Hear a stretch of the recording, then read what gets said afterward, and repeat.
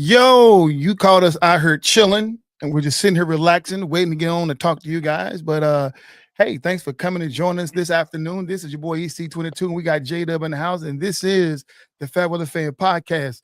And since you're already staring at these two handsome brothers, why don't you go ahead and hit the like button, subscribe, share, and then definitely leave a comment to join the conversation. As J Dub and I, we're going to continue the conversation we was having in the green room about Jalen Brunson and him leaving the Mavericks and what that means to us. So J Dub, you was talking about how Jalen Brunson walked away from a pot of money to leave the Mavericks to go play in New York. Let's finish that conversation, bro. So, and just to recoup, somebody can correct me on all the dates, but I think he went to Dallas. Again, I'm gonna be close. And he said, "I'll sign an extension for $55 million." Dallas said no. Dallas came back to him middle of the season and was like, "Hey, we'll give you your 55." And he was like, "Nah, I'm gonna see what the free market has for me at the end of the year." He goes to the Knicks. Again, somebody fact check me, but he was offered a supermax contract. And he took a year less or a year more for like $100 million less because he wanted the team to be able to bring in some players around him. And he's still getting like 180. It's not like he's struggling. Right. And it seems like, and I hope so, that the superstars are starting to realize that if a team gives me $300 million for 6 years, then they're not going to be able to bring in quality help around me. So let's bring in David on the phone. Hey, David, what's going on? We live, man.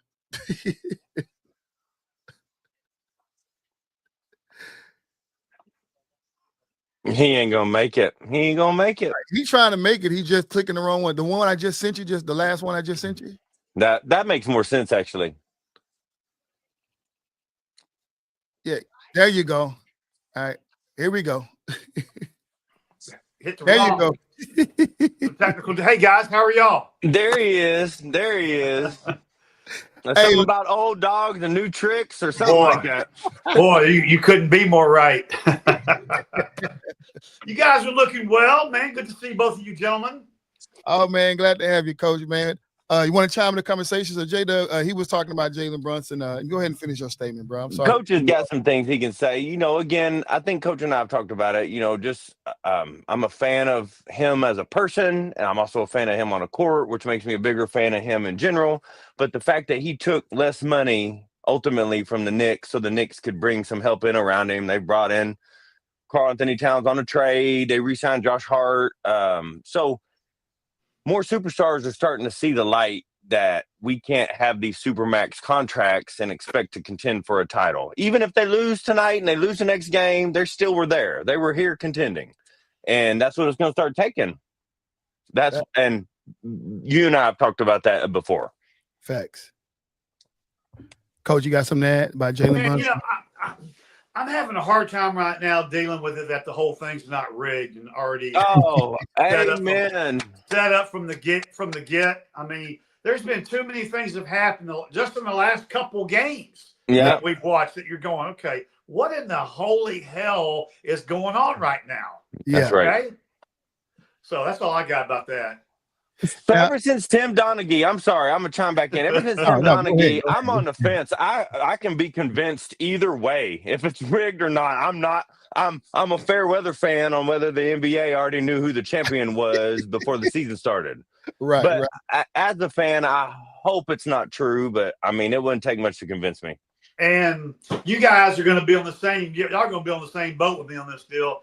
Why am I enjoying watching the WNBA so much more than NBA? Personality. I don't really have an interest in watching the NBA right now. But I mean, I'm all about. My wife and I are sitting there popcorn, man, watching the W. And those girls are going. I mean, they're getting after it. Man, Jason said the same thing last week before you got on. He said the same thing. We're all saying that we're enjoying watching the WNBA more. And there's no disrespect to the NBA, but the NBA is like we know we were going to get, right? And we'll peer in from time to time. But right now, the start of WNBA scene has been something to watch. I was on the phone with one of our longtime guests to the show and definitely in the comment feed, Jonathan G. And he was talking about Rick Carlisle. And we was talking about the fact that Rick Carlisle, if he wins the championship this year, or even make it to the finals, can we start now to consider him as one of the mega coaches? You know what I'm saying? Since we've been watching basketball, you got the Phil Jackson, you got Greg Pat Riley. Pat Riley. Can you put him in that category? Almost. Yeah, He's Phil, the next one. Phil, He's the Pat, next one. Phil, Pat, and Pop. Yeah, there they are. Y'all, are we on agreement with that? E? He may have froze, but And then you got to throw in a name that I don't even know if I'm gonna pronounce it correctly. Red Arbach. You know, that's just. But that, you and I have always said we're not going to go back that far. Okay. Yeah. So if we're not going past if the Celtics Lakers of the '80s are the starting point, then the only three to talk about are Phil, Pat, and Pop. So Rick Carlisle would be in that very next group. Yeah. I mean, I'm on board. Yeah, that's the first statement. Now, what about this statement? Is he the last of a dying breed? Wow. Yeah. Wow. Man, that's good stuff. I was watching some clips. I'm going to say this, and I want to hear J-Dub's take on it. I was watching some clips from earlier today of some old school, late in his career, Reggie Miller, Pacer ball, and Rick was the young head coach during that time. Yeah, and just the respect that Reggie and those guys, O'Neal and those guys all had for Jermaine at that time. I mean, that for Rick at that time. Yeah. So, man, E. I mean, we could say that. We could say. Like you and I were talking about before the show started, I think it comes down to rosters. I think you can have another Rick Carlisle. I think JJ or Brad Stevens, I think these people could be Rick Carlisle if you have a roster of players who are going to allow you to coach them, who are going to allow you to set the scheme. I don't have to run the ball through you. I don't have to make sure you get 30 touches a game. If you give me a roster, then I think you can see another Rick Carlisle. I'm not saying every day, right? He needs his props, but I think you can see another Rick Carlisle style coach. So, and I want to add to that, EC, before you say something. Yeah, go ahead. It makes me think of the great Kelvin Sampson at the University of Houston. I'm of the opinion that Kelvin could get any job that he wants, but he has said over and over again that the kids at Houston and the administration in Houston let him coach the way he wants to coach, and everybody buys in. That's why they've had so much success. So, E, go ahead, man. No, I'm with that. And that kind of echoes what J-Dub was talking about as far as having players to buy into your coaching staff. So I look at Jason Kidd, his first year as a coach. That's who I was just going to say. The Brooklyn Nets team had Kevin Garnett, it had Paul Pierce, Sean Livingston, it had Jason Terry, his ex-teammate, and we can go on, had a lot of superstars. And here you are, this brand new team moving from New Jersey to Brooklyn. Jay-Z hand is all on it. So there's a lot of fanfare about the excitement of this new Barclays Center up in Brooklyn. And here come Jason Kidd being the first coach of this team they don't put together. And what a trash it was. It was less than our expectations, right? When you get all these superstars. Then he leaves that after 1 year to go try to coach a young Giannis Antetokounmpo, and that didn't work. And then he finally his way around the league, and he come here to the Dallas Mavericks, and I didn't have faith in him. But then he gets a Luka Doncic. And then now Luka's gone. Now we're starting to see what the level of talent he has left. Come on. What coaching is all about. And I like to add that before he started his head coaching job, he had an assistant job at the Lakers prior to coming to the Mavericks, but Rick Carlisle gave him his first shot at coaching as a player coach while he was there. So he was pretty much trained by Rick Carlisle. And so when I look at this Mavericks team, J-Dub said it before the show, this Indiana team looked like a team basketball team, showing people how to play a team. And the last time we said that was the 2011 Mavericks. Even though Dirk was a superstar, but everybody got a chance to get it. I know that was long, but I had to get that out there. Go ahead, Coach J-Dub. No, but Dirk doesn't win. Dirk doesn't win without Jason Terry having the games he had, without Tyson Chandler doing what he did. So even though Dirk was the centerpiece, there was still a team basketball atmosphere for sure. Big time. That was Yeah. that was probably, and I'm not just saying it because it's a Dallas team. That was one of my favorite teams. And I was a big Dr. J guy back when the Sixers were dominating, but that was probably my favorite team to watch in the NBA at all time, as far as just the team. And I like what J-Dub said. Yeah, they had the cornerstone in the big German, but man, they had some guys that could hoop around each other, you know? And they all showed up, I mean, at the perfect time. I know y'all remember, but Jason Kidd had a three-pointer. I want to think it was game 3 that kind of put them over the hump. I mean, even Peja had a couple big moments. That ended a run or started a run, right? So that was team basketball, even though Dirk was a super duper star for sure. And mind you, Peja hated the Mavericks from all the years. He hated the Mavericks, but at the end of your career, if you're still trying to get a check, you go to the team that's going to pick you up. And got him a ring. Got him a ring. Hey man, y'all don't forget to give some props out to Sean Marion too, man. Shout out to the Matrix, Sean Marion, the Matrix, man, He lived about 2 blocks from Dirk when he was here. Cool. So I'm glad you brought it up because this Pacers team reminds me of that team. Absolutely. With the exception of having a guaranteed 30 from a guy, right? So even Tyrese may not even get the ball until 3 minutes left in the fourth quarter, right? So they are playing whoever ends up with the ball in the right position, and they're giving the rest of the league a masterclass on how to play without a bona fide superstar on your team. Right. It's crazy because we know of Tyrese Halliburton, we know of Miles Turner, we know of those guys that get on their squad. But when we get into the conversation about, hey, man, who are the best players in the NBA? None of them. We ain't talking about nobody. Jay, you got my text message, my list, right? I did. I haven't had a chance to respond. That's okay. I didn't have any Pacers on the. Nobody wearing a Pacers jersey is in anybody's top 30 right now. Right now. Facts, man. Hey, let's look to the East. The West real quick. So I'm gonna throw this out there. When the Minnesota Timberwolves had that blowout win over OKC in Game 3. Oh man, did the media go crazy? Oh, this media go crazy. It was like, oh my God, they made a lot of noise. And then last night, did they OKC prove that all that noise was much ado about nothing? No, I'll go first on this one. I don't think they proved. I think last night was the first game that we've seen, right? JJ Barea was out of his mind that playoffs. But last night between the Thunder and the Timberwolves is the first game we've seen. The first, nail biter. We're going back and forth. We're doing this. We're doing that. So I think the Thunder has proven that they can beat good teams on the road in close games. And there were 3 blowouts. But I mean, the Thunder are just so deep. I know I've talked about this, but it's still. I think the third quarter of the first game is the best example of who the Oklahoma City Thunder are. 17-2 run, and as I'm watching it on the couch, it felt like it was coming from all angles. Right? It was defense, it was pass deflections, it was this dude's open for a 3. Chet Holmgren had 2 putback dunks. So they come at you fast, and I've been saying it all playoffs. Y'all just watch them bring the ball up. They are jogging at a minimum. So they're looking for openings. They're looking for fast break opportunities where there are no fast break opportunities.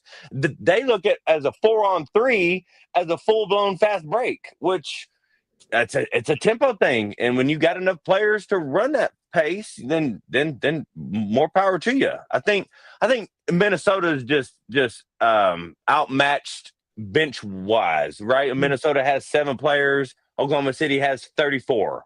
Anyway, I mean, but last night was the first game that we've seen in that series. Real game. Actual, we're going down to the wire where each possession counts. Yeah, yada, yada, yada. Yeah. I like what you got, D-Way.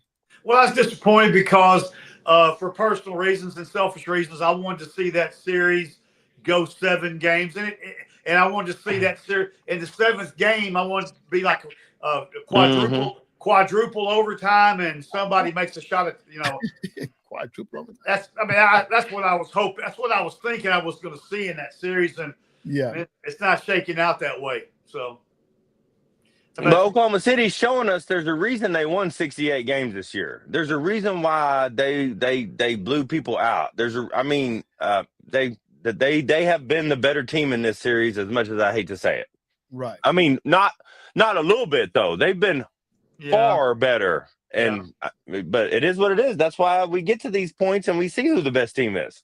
So what do Minnesota? Because obviously we got 2 blowouts. The 2 games by OKC to Minnesota. Then we had that just notorious blowout by Minnesota to the OKC. Then we have, like you said, a first close game. And does that give Minnesota any hope that if they blowing out OKC, then lose a close one? Like, do they have a chance to get back in the series? It being 3-1. I think if they have a chance to get back, I don't think they have a chance to win, much to my chagrin. I've made it clear I'm rooting for Minnesota 1,000%. But especially so last night, I know everybody's giving is giving Anthony Edwards a hard time because he didn't shoot enough or whatever, but I didn't have a problem with that because old boy who's Shai's cousin, I can't remember all the hyphenated names, but his cousin they've been talking about, he had 21, DiVincenzo had 24, so Anthony didn't need to score. The thing that stood out last night is that Julius Randle and Anthony Edwards between them had 10 turnovers. Yeah. And that's what we can't have out of your best 2 players on a team. I would rather those 10 turnovers were 10 missed shots. Those 10 turnovers, you didn't even get to throw the ball at the rim. So that was huge last night. But I think they should have some confidence going back to Oklahoma City that they can at least stay close with these boys. Yeah. What you got, D-Way? You think? And I know J-Dub gets tired of me saying this, but I got the same issue with Anthony Edwards as I do Jason Tatum. You know, I expect my best player and who I expect who most people think is one of the best players in the league to win those games for me. To win those games. Just make it. I don't care. I don't care how you do it. You got to win that game at home. Or lose it for you. Or lose it. For you. Or lose it. You put it on your shoulders. Yeah, I agree completely. So that's my take on it. Anthony's going to continue to get better as Shai is. But yeah, that's where I'm really get disappointed in him because he's got to be the guy to win that game or lose that game, as Jay said. So yeah, I agree. He said Nicholas Alexander Walker. Thanks, Coach, for clearing that up. Man, see, there it is. Walker. That's a lot of syllables for me to remember on a day-to-day basis. You understand what I'm saying? That is a lot. Well, here's a question, and Coach, you can chime in too. So we know that Oklahoma City is not a great 3-point shooting team, right? So they're going to get their basket a little bit closer to the rim. Mm-hmm. Now, with Rudy Gobert on the other side, what does this mean about him? Should he be have a little bit more presence in the paint? I mean, I know he's not the only defender or shouldn't be the only guy trying to stop, but I mean, he's a big guy. That's his thing to control the paint. If we know you can run him off the 3-point line if you want to get him to the basket. How you liking his play so far in this series? So I'll go first because I've been on the Rudy bandwagon the entire time, and I've been real disappointed in his play. I've been real disappointed how aggressive he is. To a certain degree, and I want to hear y'all's take on this, he hasn't really been a big factor in this series as I thought and hoped that he would be.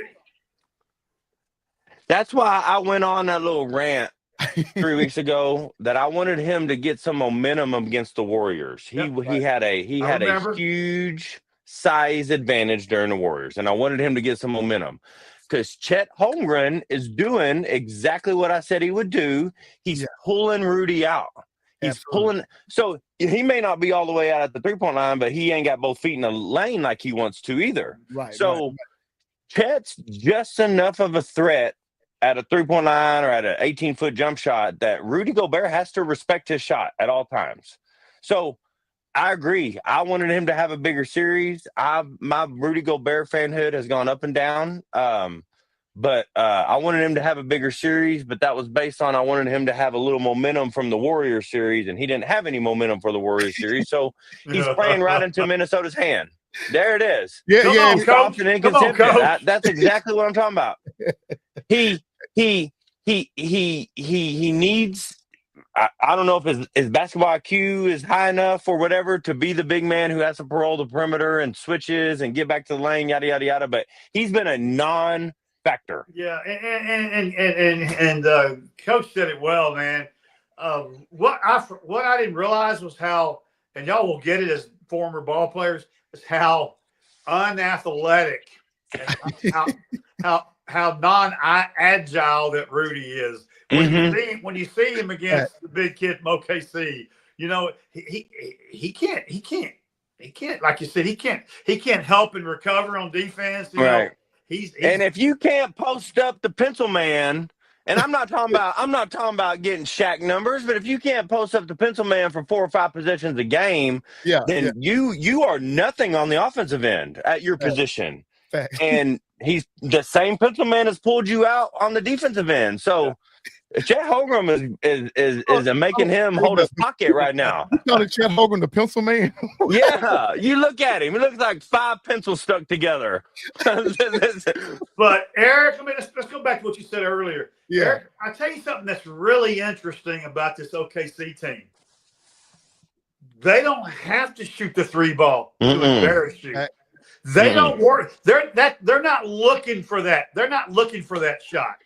Okay. SGA is deadly from the mid range. They're wearing people out from 17, 18 feet. Yeah.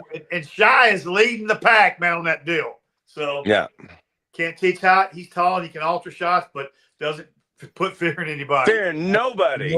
Nobody's afraid of Rudy. Yeah, I go back to one of J-Dub's favorite. I go back to one of J-Dub's favorite guys that could do all the above, and that's Tyson Chandler. Yeah. Tyson can move and get up down the floor, and he can help and do things and put fear in people. And so, And Tyson Chandler's a good pull for this conversation because Tyson wasn't a 10 to 15 possession post up guy, but he had a good enough post up game that you had to respect it. You couldn't leave him. So the center, whoever they were playing against, couldn't necessarily help off so quickly, right? His post game was respectable. So now flashback to what we're talking about now. You don't even have a post game where the center's not even worried about you. If you're more than an arm length away from the rim, we're going to let you have it. And that's a big sign of disrespect that he's not even taking it personally or nothing. It's a sad shame that we live in the NBA when you have people like Rudy Gobert and those tall centers right there who don't play pick and roll. Now, listen, it's not because the team don't play pick and roll, right? It's because the players they got can't effectively play it. We saw that with Dwight Howard when he was with the Lakers. He can't effectively complete a pick and roll. Going back to with Tyson Chandler, we remember those days when CP3 was over in New Orleans, and that was their thing. Remember the days when Jason Kidd and Kenyon Martin was over there in New Jersey. And God, do we remember the 10 seconds or less Mike D'Antoni offense in Phoenix with Amari Stoudemire and Steve Nash. These are guys, centers who wasn't back to the basket post-up guys. But what they could do, at least run a simple pick and roll and get to the basket and get some help on defense. I mean, Rudy Gobert had 7 rebounds this last game in a tight game. That is unacceptable behavior. I'm sorry. Yeah, there should be a level of anger, a level of aggression that he's going to get that offensive board. Even I would rather see him get some over the back calls because he's too aggressive versus what we've been seeing out of him. 1,000%, dude. The last 6-7 games, not just this series, go back a series too. Right. I mean, he was throwing some names out there. Made me think when he said Amari, man, made me think of even a guy even the great Alonzo Mourning, man, he could get up and down the floor and he could help. And he could move. Rudy can't move. He just cannot move. Well, Rudy can't shoot, right? So facts, coach. Big to play above the rim. In fact, facts. Number one pick and roll, at least in my lifetime, as much as I can't stand them, is John Stockton and Karl Malone. So let's break that down. Let's break that down. What could Karl do? He can only do 2 things. The way to have an effective pick and roll is your big man has to be able to do 2 things. He has to be able to consistently knock down an 8 to 10 foot jump shot, and he has to be able to go to the rim. Well, all these people you just named, Amari Stoudemire, Tyson Chandler, all those people can do both those things. I'm not asking you to have a bag and be able to dribble, and I don't need you to put the ball on the floor. Rudy, I don't know if he can do either one of those things. And none of us are hating on Rudy. I'm not hating on him. I'm rooting for him. But exactly. I'm just like, Rudy, come on, bruh. Come on. Man, I hear you. And like I said, for offensive side, there's two sides of the ball. On the offensive side, we know there's a struggle, but on this particular series, he haven't been doing what he's supposed to do, is been that defensive player in that rebound game. No. He haven't even done that. And that's what they have you for. Nobody's going to expect you to have the same game you had when y'all blew out the Lakers that one game. Right. Everybody all of a sudden made you a superstar overnight. We're just saying, can you at least get us at least 15 boards a game? Give us at least 6 to 7 points, but you got to defend the rim. Give us at least 1 or 2. 1,000%. You know, so good. And so just real quick, I agree with this comment. I don't know. I'm a big fan of Nas Reed, huge fan of Nas Reed. Chet's got a game that's going to bring Nas out too, right? He's going to have to bring him out of the rim. So even Nas is more aggression, more strength, more power. I don't know. If Chet keeps having good games, Nas is going to get abused too. But at least I feel like Nas is still going to give you the intensity. He's still going to give you the hunger. He's still going to give you the try, where I don't even feel like we're getting any try out of Rudy over the last 3 games. And I didn't think much about it, but Chet, guys, he's a tough matchup.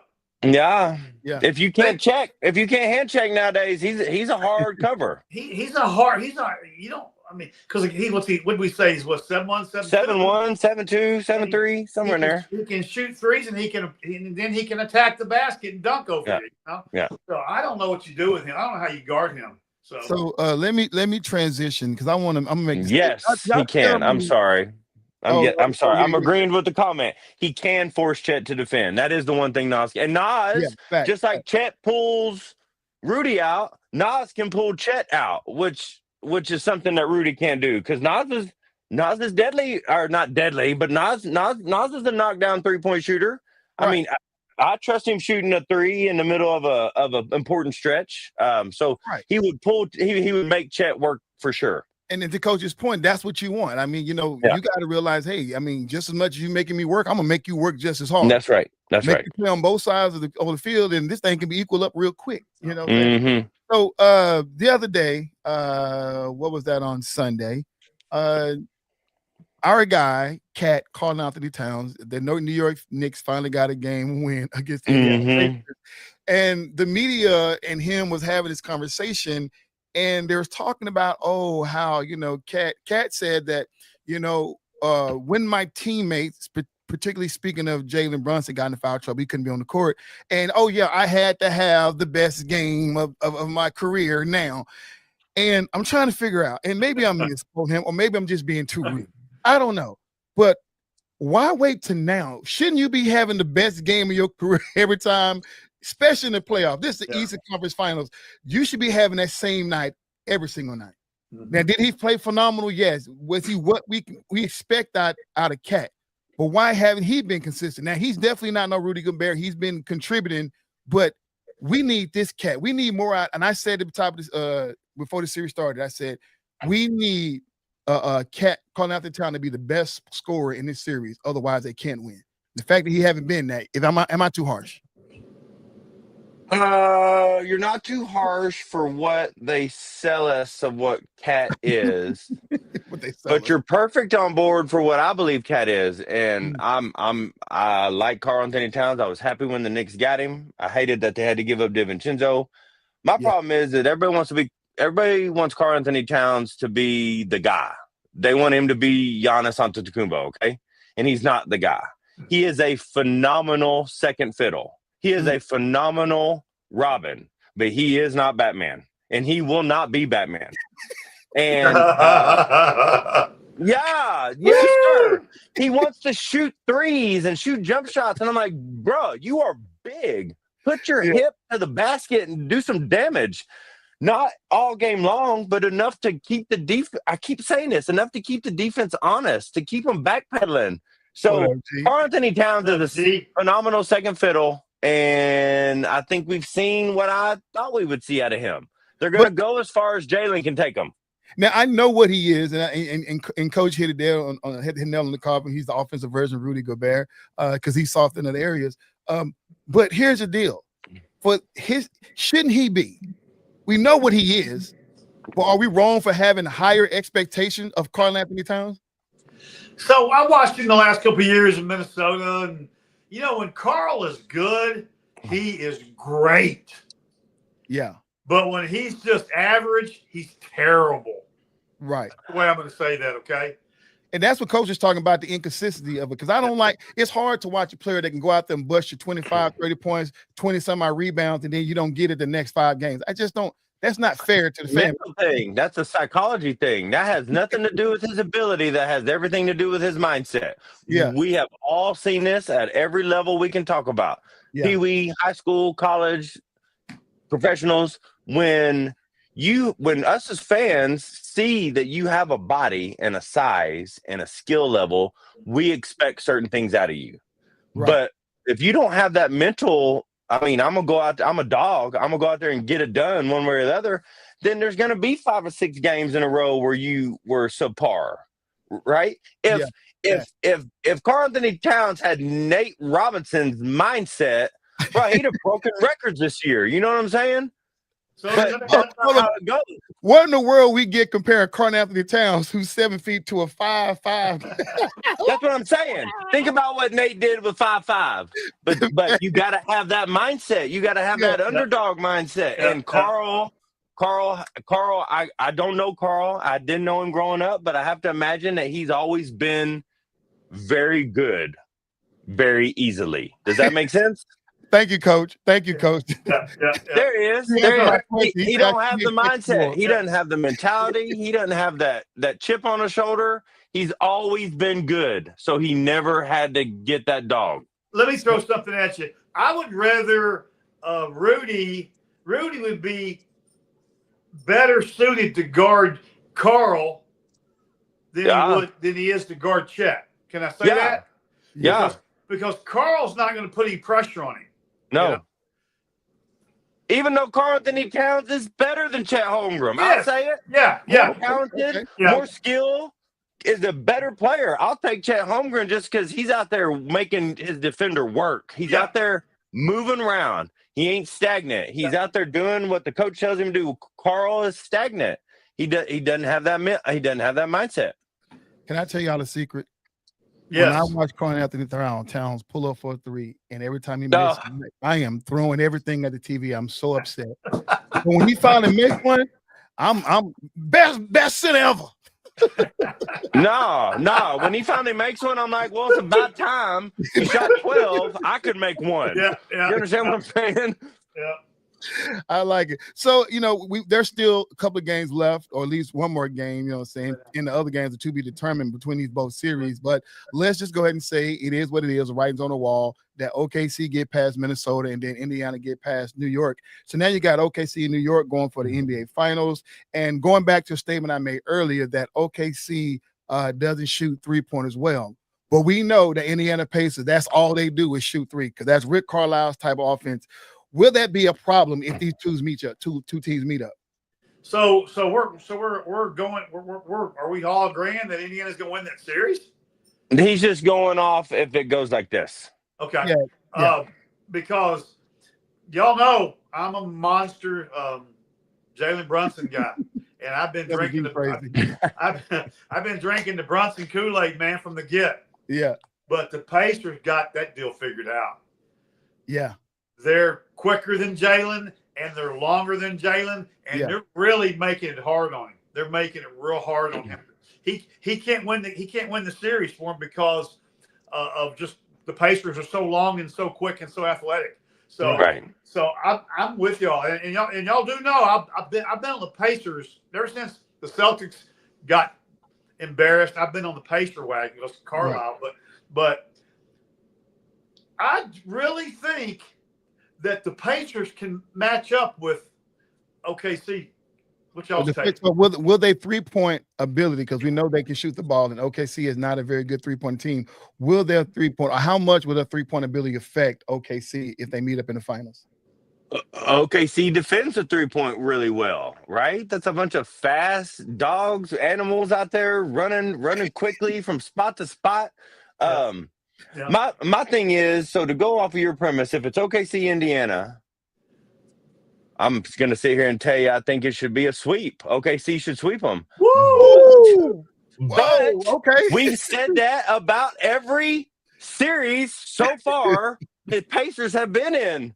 Yes, we have. Yes, they should have got beat by the Bucks. They should have got beat by the Cavs. They should have got beat by the Wolves. And now I'm telling you they should get swept by Oklahoma City. But, man, I don't know. Oh, my gosh. Oh, look at John G saying Carlisle outcoaches OKC. I'm not even going to argue that. But, for who's sure. better?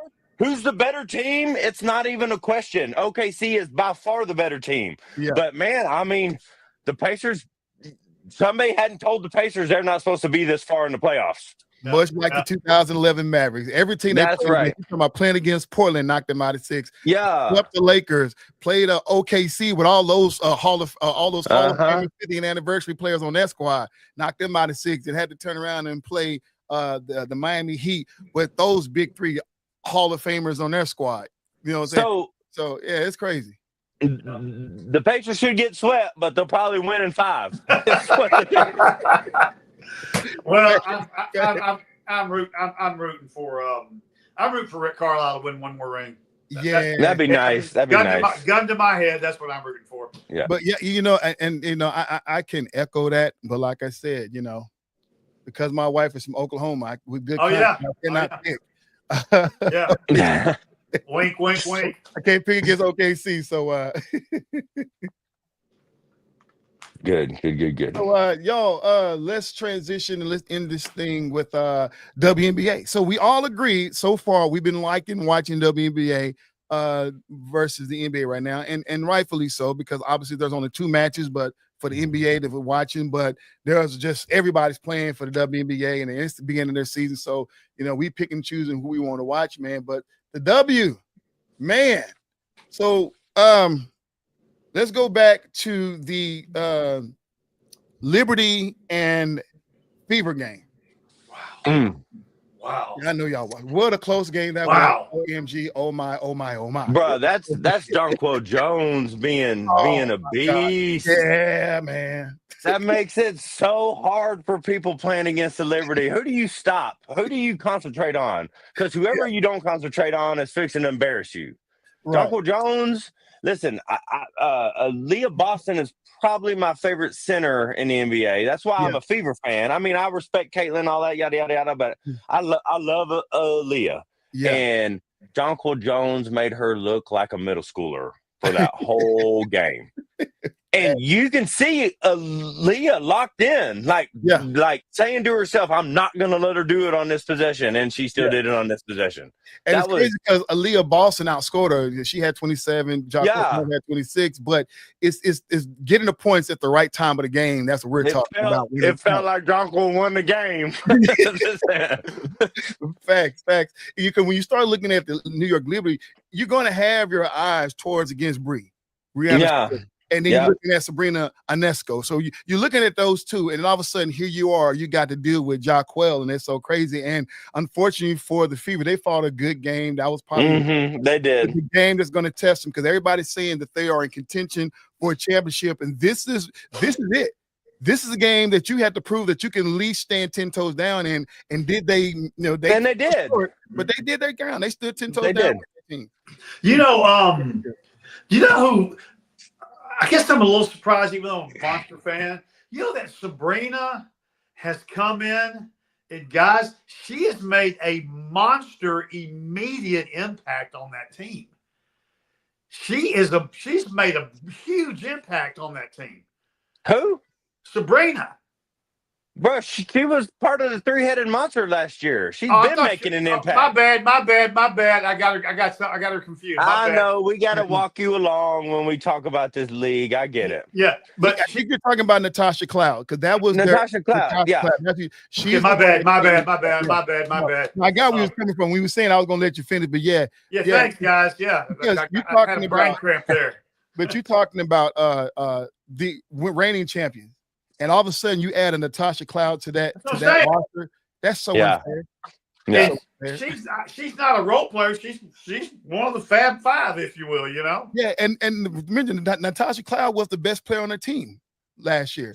and now you swing over and you join this team. It's like I ain't saying she chasing rings, but it sure look like it. But I'm telling you, man. But she was only at Phoenix for 1 year, though. Yeah, true that. Natasha Cloud was the Washington franchise was built around her for a couple seasons. Yeah. I know she wasn't ever like the scorer. I think she was like maxed out at like 13, 14 points a game. But so she was only in Phoenix for a year. So she might be ring chasing. But that's hard to do in the W because there's only 15 teams. Yeah. You can't ring chase in a 15. I mean, because you don't know who's going to make it. You know what I'm saying?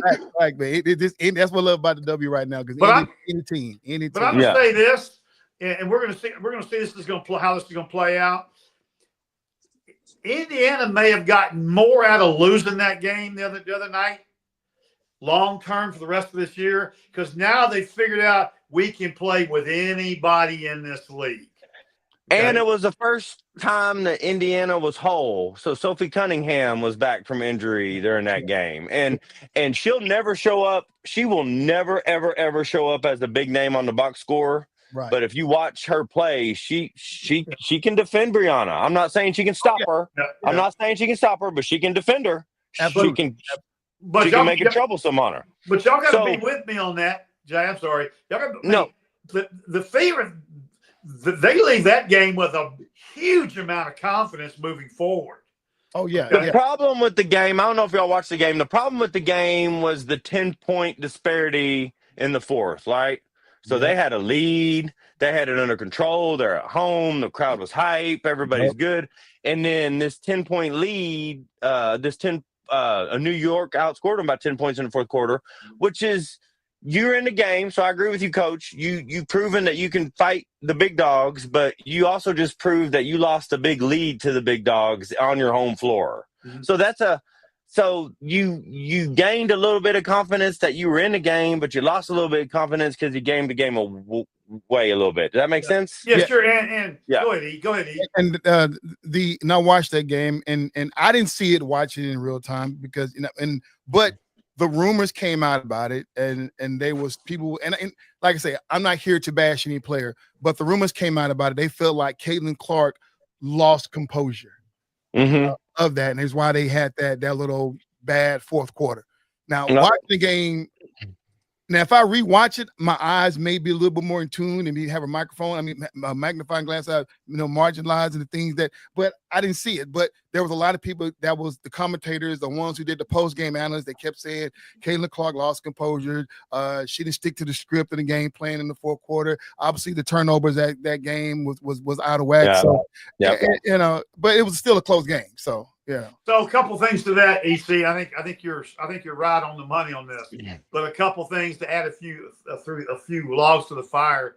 Caitlin was frustrated that because she wasn't shooting the ball well. She wasn't shooting the ball well. Yeah. Okay. Secondly, part of the problem was if the officials are going to call the game like they called it, and I'm okay with it. Yeah. And it's a very physical style game, that always will be advantage New York because of how big those girls are. Because Caitlin still bothers her. If you can bump her and you can push her and you can shove her and you can hold her, she's still not there yet. So and to add on to that, Caitlin also had 10 turnovers that game. That's what I'm talking about, the turnovers, yeah. So a lot of people ask me, because my number one time of watching sports, white chocolate was a human highlight. But what people don't remember now that they've clipped all his highlights together is he had just as many turnovers as he did highlights because trying to force the ball in or whatever. Right. So Caitlin's very similar to that.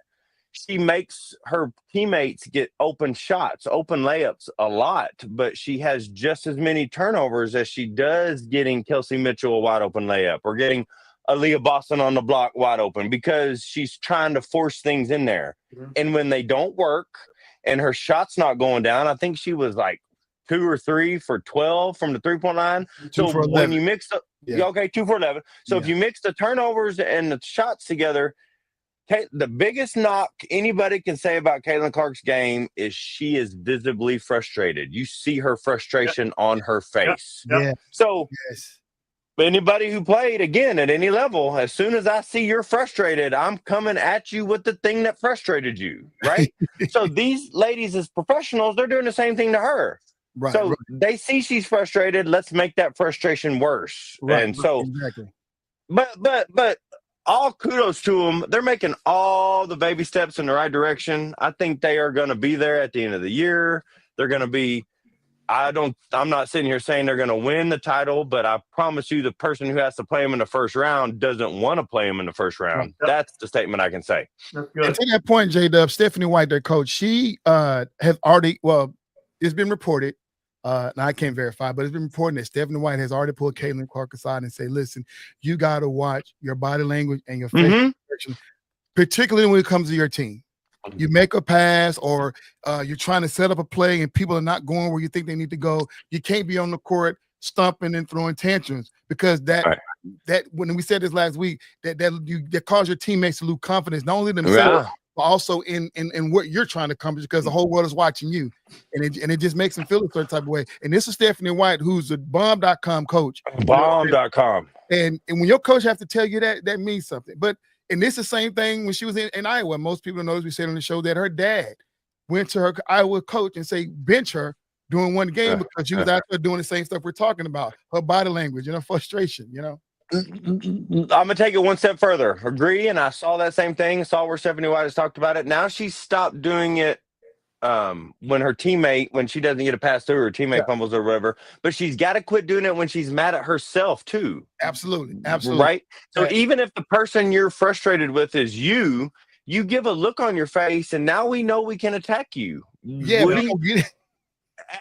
As an athlete of any sport, anybody on this panel, anybody watching, anybody played anything, the second we see a weakness in anybody, what do? We attack that weakness.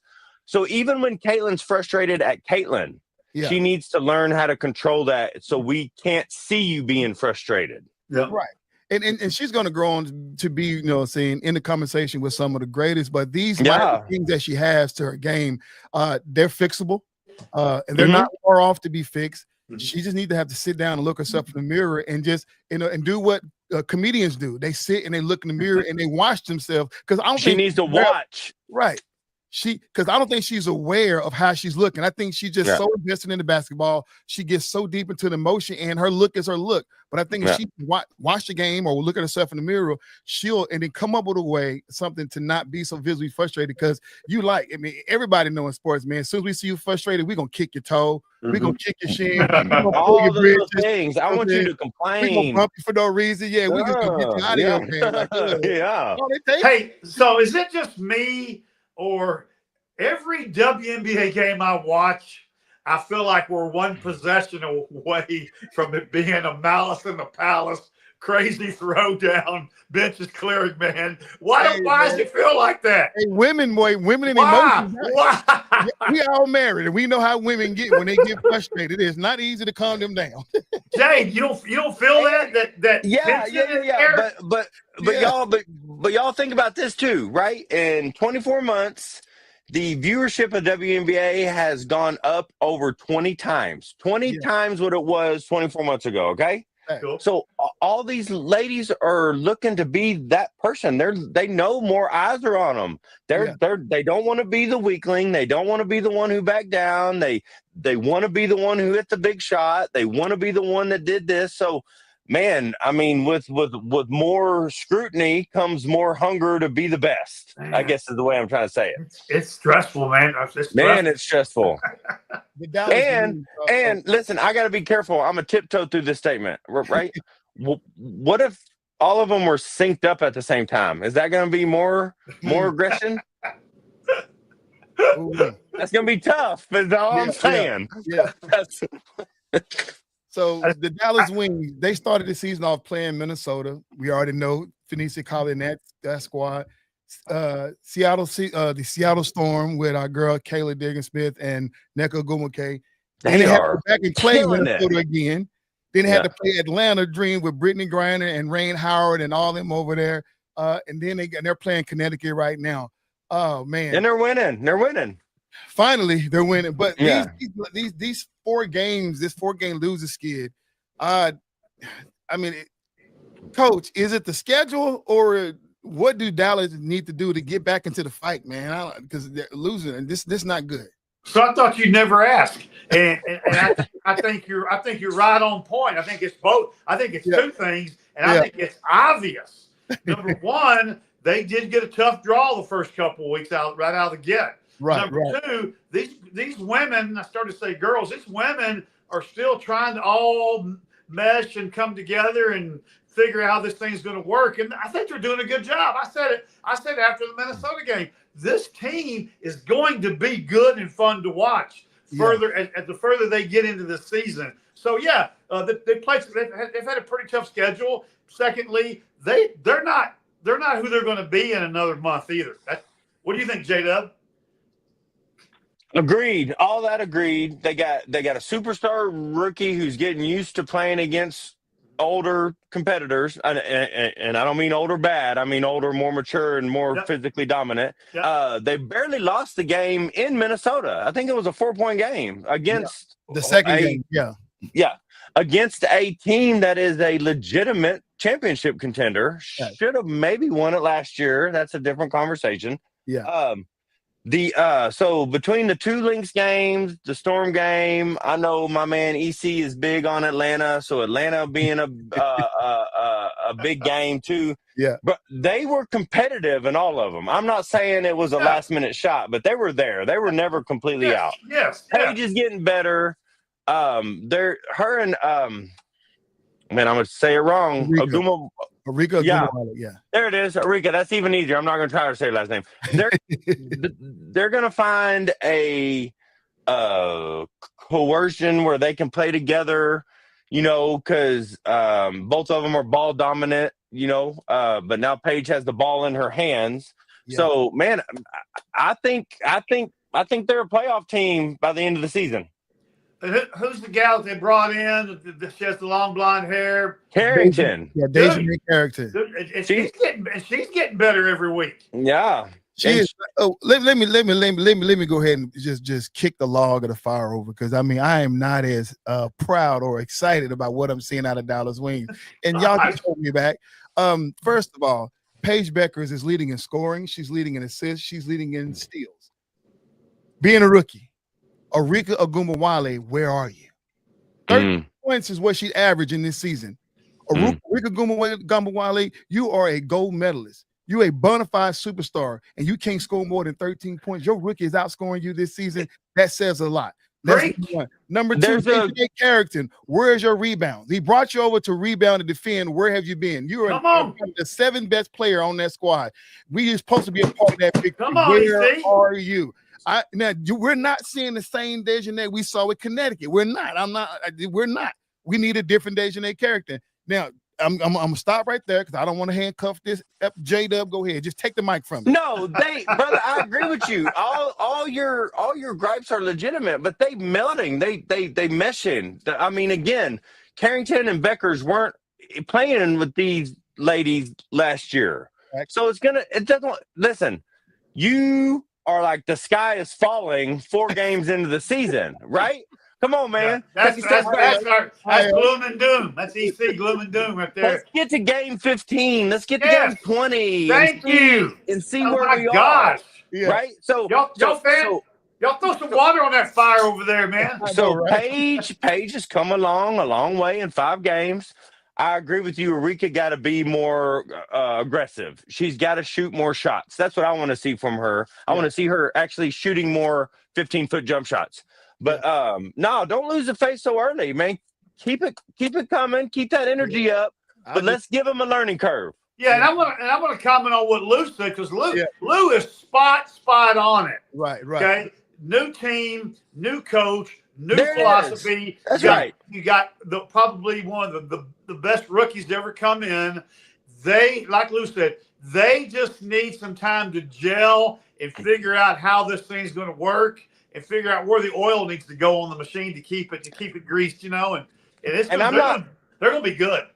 And I'm not watching this game right now live. I'm talking to y'all, but Paige is also she's got to figure out that I've seen 2 games live, and I've watched the highlights for all the other ones.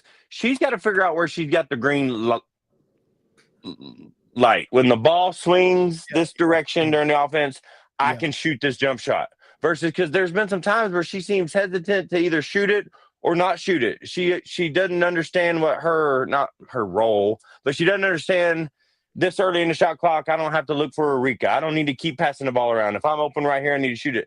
And I want y'all to remember the jump forward that Caitlin Clark made last year. Same time we were talking about how she may not be the girl, and then all of a sudden they went to the Olympic break and she had some time with her teammates to figure out where she had the green light. Right. Give Paige 10 to 15 games before we start throwing some shade. I mean, not at Paige, at the wings. Let's let them meld together and mesh together. And again, I think by the time that we get to the All-Star break, we're looking at a playoff team here in Dallas. I promise you. I think so. They're up by 14 at halftime, and Miss Beckers has 15. Yeah. Yeah. So let me throw. Okay. I don't want to kick that log. Okay, let's go and say that There it is, Lewis. Yes, sir. I'm sorry, Eric. Yes, sir. There's still hope for the Mavericks. For the win. Yeah. But let me say this. You know what I'm saying? But let me say this. Thank you. And Eric got everybody fired up. I know, right? But just hear me out. Alicia Gray, who's a bona fide superstar. We saw her rise to fame over in Vegas, and now she's over with Atlanta. Reason why I like Atlanta. But we had her first here in Dallas Wings. We drafted her as a rookie. Skylar Diggins-Smith, we had bona fide superstar. All right? I'm getting sick of this. Ezra Stevens, the girl who's shooting like crazy. Ezra Stevens is the truth. We had her. Okay. Yeah. So I'm not understanding. So it is one of them ain't gonna make the roster. Or I think this roster. Eureka or Paige Becker. I hate if we have to lose Paige. Or Rockets.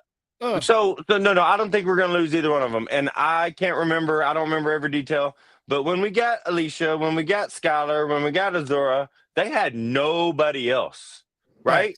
That's a lot of pressure on one player. I don't care what sport or what team we're talking about. Yeah. The fact that Dallas has a Rika and now got Paige, hopefully by the end of the season, that pressure is being split between these two ladies that are supposed to be superstars.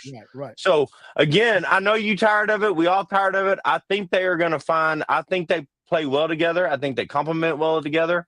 I think we got a playoff team here. I think we're going to be surprised. So I like it, Lou. Going to be some rough edges first before the flow. Totally, 1,000%. You're spot on, man. So what y'all just witnessed was the EC22 what they call it? Meltdown. That's what that was. I felt violated. I call it therapy session. I needed my bros to talk me off the cliff. I was ready to just end it all right there about the Dallas Mavericks. Thank you, Lou, for your kind words to let me know that I should not give up. Man, that's right. Man, I'm so glad. So glad Lou talked EC off the ledge, man. I was getting worried for a minute. Because hey, all the way. If he jumps, it's going to be a big crack in I'm like, burn it all down. One last team I want to talk about, man, is the Los Angeles Sparks.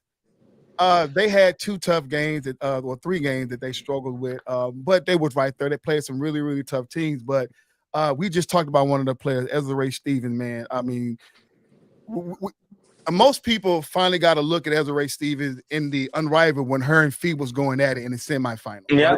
Right? And we saw that she wasn't strong around the basket, you know what I'm saying? Because Fee was killing her there. But man, I remember watching her, the Mavericks. I'm like, this lady can't do nothing around the basket. It was almost watching the kid play. But her game is elevated. She's gotten stronger with her offensive game in the paint. But moreover, she have added 3-point range to her skill. Mm-hmm. The girl shoots like the best shooter in the WNBA, and they make plays for her, which is pulling those centers out to guard her, and which they don't want to do. And it's giving Kelsey Plum all day long to get to the paint because there's no big down there and kick it out to a big old 6'6" girl sitting on the wing who just splat.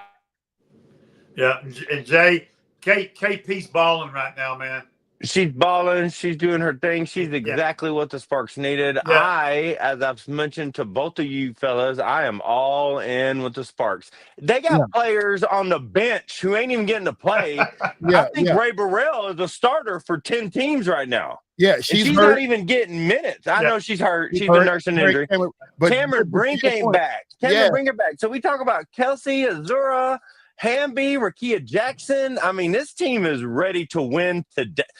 Obviously, they got some meshing and melding to do too, right? It's not going to be easy to beat the Liberty. It's not going to be easy to beat the Lynx in the playoffs. But this team is this might be the most loaded WNBA team I've ever seen.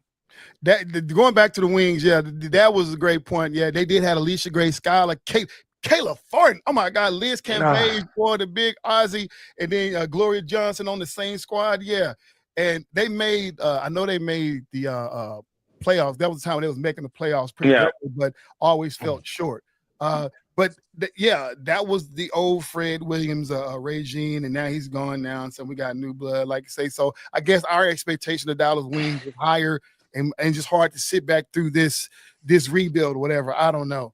But going back to the Sparks, you're talking about Derricka Hamby, Odyssey Sim, the new girl, Sarah Ashley Parker, SAP. I'm going to give it SAP. Yeah. SAP. She's got to get a nickname. That's too long. That's too long. Barker, SAB, Sam. We're going to call her Sam, SAB. Yeah. The girl is a baller, man. And she's not scoring because they don't need her to score, but she's doing all those intangibles, man. And she defends. We saw that with Alabama. I'm telling you, I became a fan in the tournament, man. Stealing the ball. And so imagine when Ray Burrell gets back. Imagine when Cameron Brink get back. That's going to be just something to really, really watch on this squad, man. I'm just so excited. And, we're going to see it. We're going to see it. I think this team, first of all, let me say this. We got to get Kelsey Plum to calm down. Dude, she's looking at swinging every time she's on the court. Calm back down. That's all I got to say. She got it. She knows she got it. But you're talking about leaving, being a two-time champion over in Vegas, coming to a team that you know you're going to be their star player. You know you are the leader in the locker room. That's something she never had to do, right? Yeah, that's right. She chose this path. It wasn't like it was, she chose this path to say, you know what? No, I'm out of Vegas. I'm going to a team who didn't make the playoff last year, and I'm going to be the glue that brings that team together. And she's been doing the dang thing. Man. Boy, she is wearing it on her sleeves right now. Shoulders back, stepping on her. Man, she walks on the balls of her feet with her shoulders back. I think that's the reason why she's my favorite player. It's just that attitude you see. Yeah.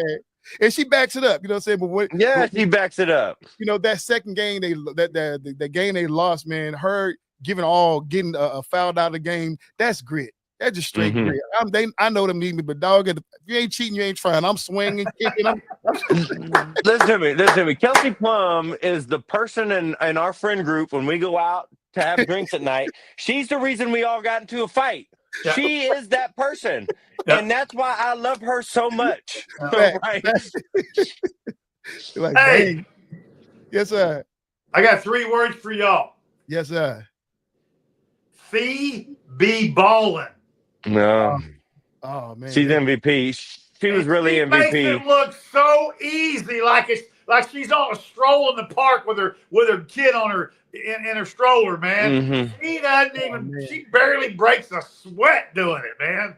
Yeah, she's making that little one-legged step back, man. Looks so phenomenal. She's leading the league in score right now, already front runner for MVP, 29.5 points a game. The closest person to it is what we just talked about, Kelsey Plum with 24, and then Brittany Skiles and Asia Wilson follow behind her with 20. Man, Phoebe balling, dude. She's leading the scores by a long shot. She is just so good. And I'll say this. I know every athlete anywhere has confidence, and Fee had confidence. But it's almost like when she went to the Unraveled League and saw how much better than everybody else she really is, she's like, all right, I'm about to let y'all see it during the regular season now, too. Yeah. She showed us during Unravel. I don't care who won the title. I don't care who won the tournament. I don't care anything about that. Yeah. She showed us she is the best women's basketball player. The only argument would be for Asia, and I'm a huge Asia fan, and she wasn't there at Unraveled. So these should be your only 2 MVP candidates for at least the next 2 or 3 seasons. So, J-Dub, let me break down what you just said. So we all play basketball at some point in time in our life, right? And even though we believe in ourselves, we have confidence in ourselves, sometimes you can overbelieve the hype of a player you've never played yet. or a player that you may have gotten on the court with but never had to guard. You can overbelieve the hype. But what the one-on-one does, and when you get a chance to play that person one-on-one, it's just y'all two on the court, and you beat this person, oh, the fear is gone. Oh, Yeah. the fear is gone. I don't care what your team did, the fear is gone, baby. Not only is the fear gone from you, but now you walking with you walking aggressive. Now you thinking people should be scared of me, right? Yeah. So you are you're a bench player for the University of Tennessee. Yeah. And you have a phenomenal season, and all of a sudden they rank you in the second team All-American. Yeah. What are you like the next season? I don't even care, because your mentality changes that fast. And you just played, with the exception of Asia Wilson and Caitlin Clark, all the best women's basketball players were in Unrivaled. Yeah. And you made them look like middle schoolers. You really did. You got to do whatever you wanted to do during whatever game. You defended them. You posted them up. You shot over them. Yeah. And now here we are back to our day job. And you're like, nah, I'm finna have the same energy. One player that embodies that, when she's not a superstar now, but one player that embodies that super confidence, not only because of Unrivaled, but also because the team and the teammate that she has. She walks with her shoulders up and her chest back and her head to the clouds, and that's Lexi Hall. Oh, most of you guys don't even know Lexi Hall. Lexi Hall, when she step on the court, she believes she's the best shooter in the room. I love it. Sometimes to a problem. Sometimes she believes it so much it becomes an issue. But that's why I said, that's why I come to love Lexi Hall, man, because, watching her play in her early years in her rookie season, she was so timid, and rightfully so. She she got drafted in a bad draft. There wasn't a lot of good players that came out, and she was just one of those guys that came out who, of course, those women that came out are good now, but just, they just had to grow. And then here she is in one season with playing with Caitlin, and Caitlin finding her open and now showing her what y'all forgot who I was. And she's just like, I'm Lexi Hall. Don't you not know? and Lexi's no small person. She's 6'2", 6'1". So again, just like with Kelsey Mitchell, Alexi's seeing how open she is, because everybody is hyper focused on Caitlin. Yeah. So, man, I'm wide open, and if somebody's gonna close out on me, I'm still big enough. I'm gonna drive it in on y'all, right?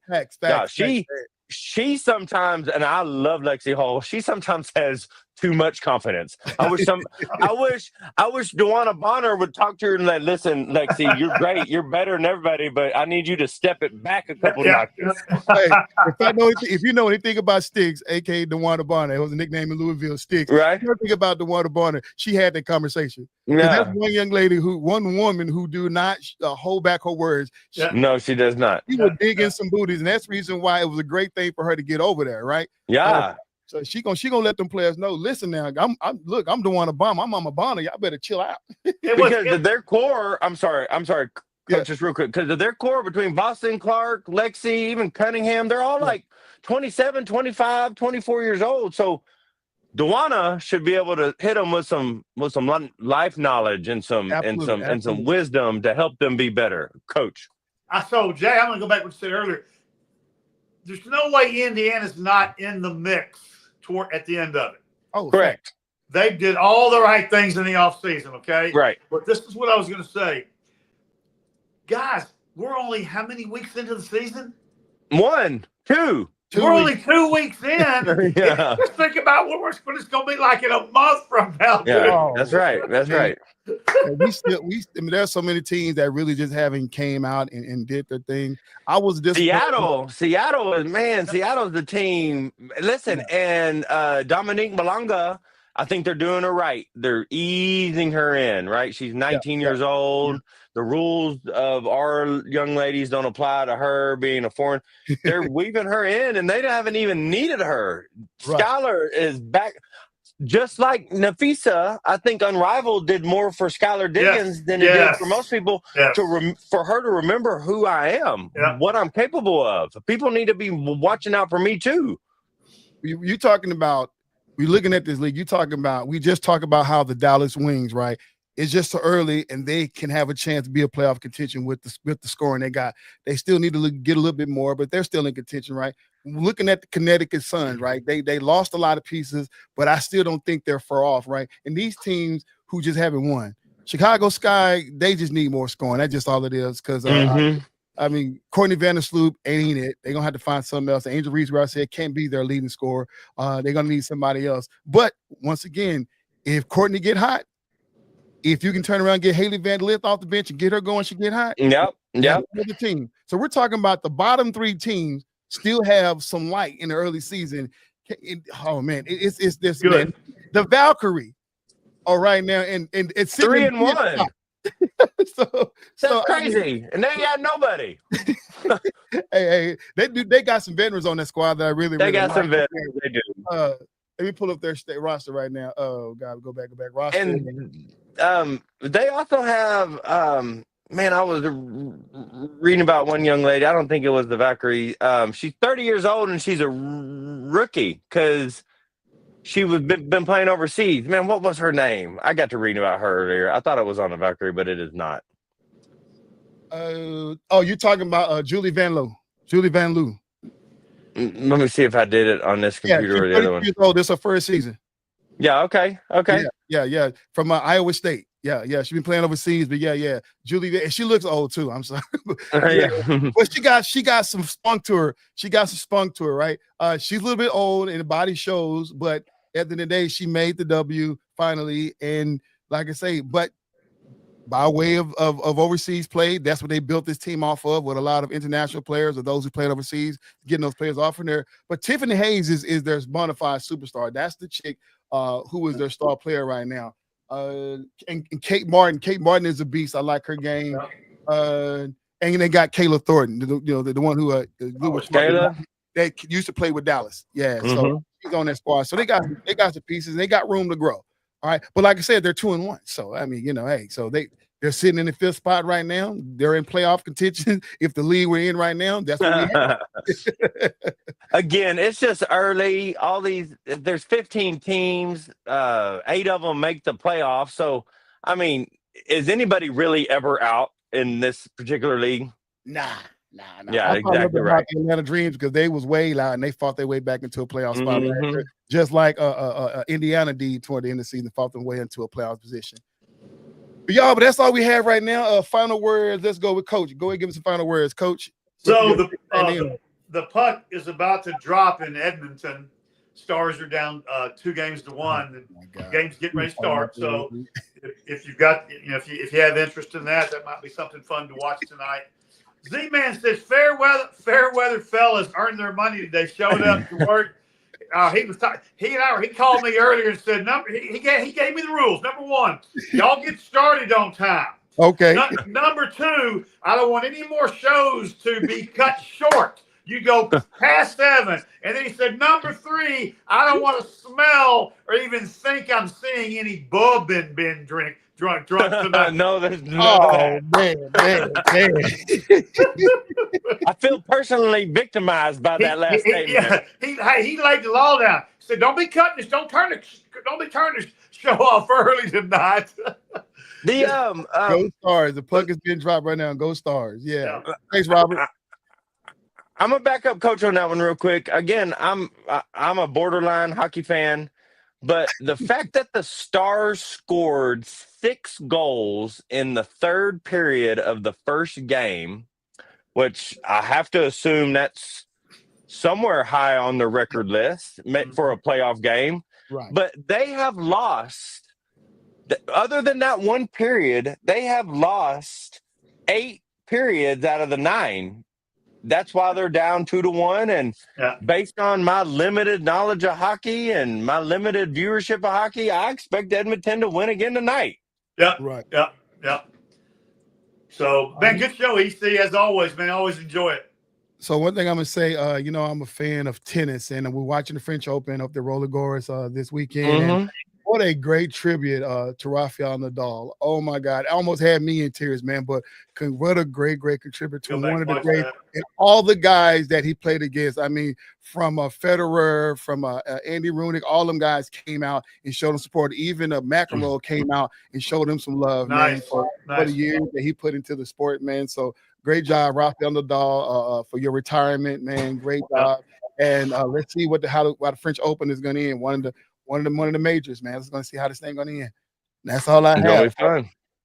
All right, y'all. This has been your boy EC22, the Fairweather Fan Channel, along with J-Dub and Coach D-Way. Once again, join us next Tuesday at 6 p.m. Central Standard Time. And to our boy Z-Man, we promise not to be late, and we promise to keep you past 7 o'clock. We showed up to work today. Drinking water. Hey, for those who are checking out the radio station, man, please thank you. Show the love of checking out the radio station. Remember, the website is www.ec22media.com. Get on there, click the link to listen now. And I got a radio station, and I'll start doing my live broadcast. Let's say Mondays and Tuesdays, and some Sundays. I'll send out a link or a post whenever I'm going to be on Facebook or when I'm going to be actually doing a live. But you can just click on any time, enjoy some good old school gospel music and some Christian hip hop. It's your boy EC22, Fairweather Fan Channel, man. Thank you for the support. Thank you, Z-Man. Thank you, Robert. Thank you, Coach. Thank you, Lou. Thank you, G, for all showing up, man. This your boy EC22 with Throwing Up Deuces, and we are out.